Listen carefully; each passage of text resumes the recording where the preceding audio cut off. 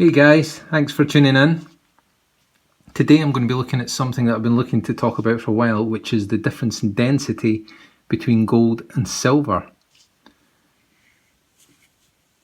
So when I got my first few coins through, there were these silver 1 ounce coins, and then a little while later I decided to go for my first gold coin, which was a 1/4 ounce Britannia.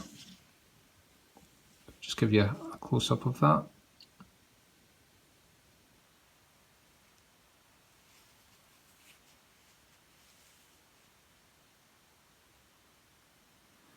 Now, one thing I didn't fully appreciate was the difference in density between gold and silver.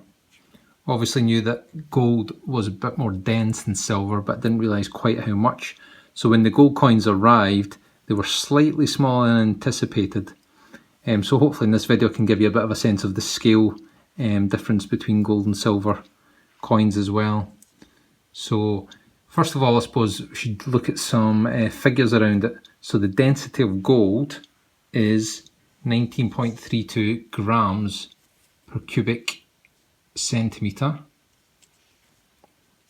whereas the density of silver is 10.49 grams per cubic centimetre. You know, it's quite a difference. You get one of these 1 ounce silver coins, you know, it's quite thick, quite chunky. And then you compare that to the size of the gold coins, which are, you know, if we look at that in comparison, much narrower and much smaller.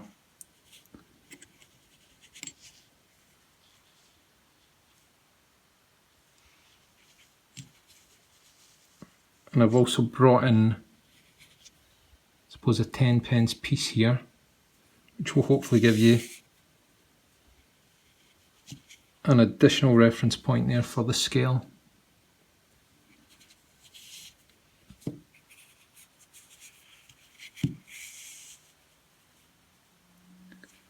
So if you look at all the gold that's ever been mined, we've got about 198,000 tonnes that has been mined in the history of Earth. Compare that to silver, where about 1.6 million tonnes have been mined. Some other cool facts about gold and silver are that silver is the best conductor of heat and electricity out of all the elements. Now, the only time that's ever been of any use to me was recently. It came up in a quiz and everyone actually wondered how the heck I knew that. Obviously my interest in silver does have its uses at times. Now, most of the silver in the world is mined in Mexico and Peru, but also comes from a number of other countries, and it is mostly found as a byproduct of mining for other metals such as copper and zinc.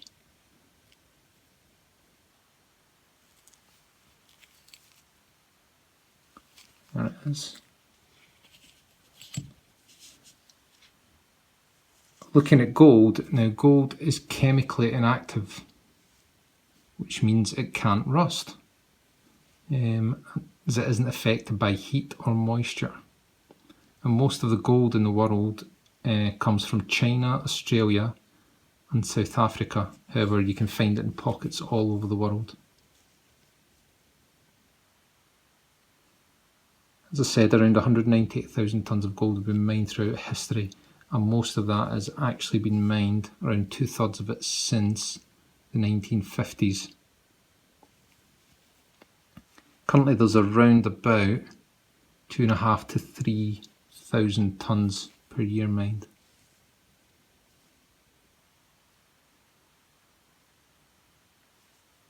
And one cool fact that I also like is, if you took all the gold that had ever been mined, you could make a cube where each side was around 20 metres. So that just gives, I suppose, a bit of scale as to how much gold has ever been mined.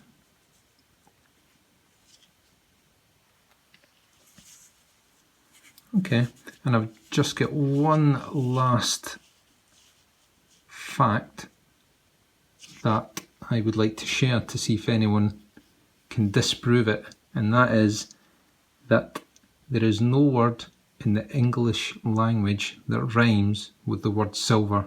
I've been thinking about it all day, can't get anything, so if you do have anything, leave it in the comments field.